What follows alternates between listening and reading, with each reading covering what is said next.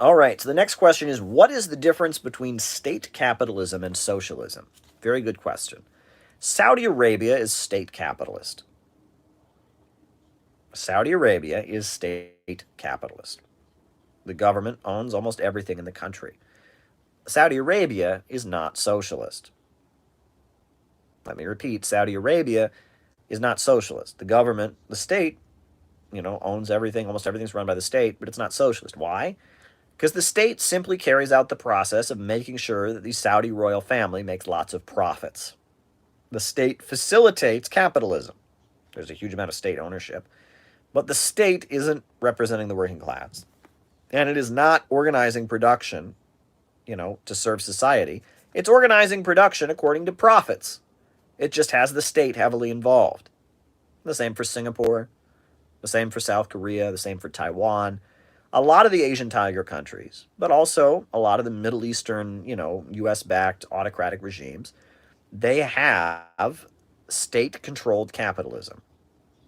They have a ruling class that makes lots of profits. They have, they have a market economy, but there's huge amounts of state intervention. But ultimately, why is production being carried out in these societies? Why is production being carried out?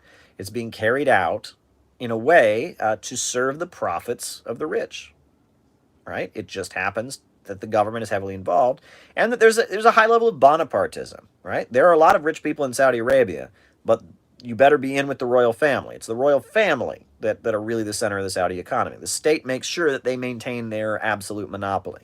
Same in Singapore. There's like four families,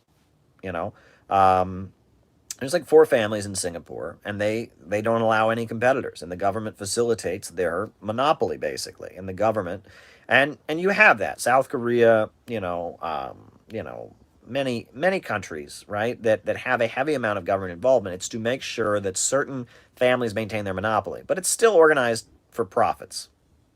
It's still organized for profits. It's not organized according to what is best for society. It's still a market-centered economy. So that must be said. It's still a profit-centered economy, and so, it's not socialism. Socialism is a centrally planned economy, and that's the difference. And it's still, or according to the chaos of the market, the government is just heavily involved.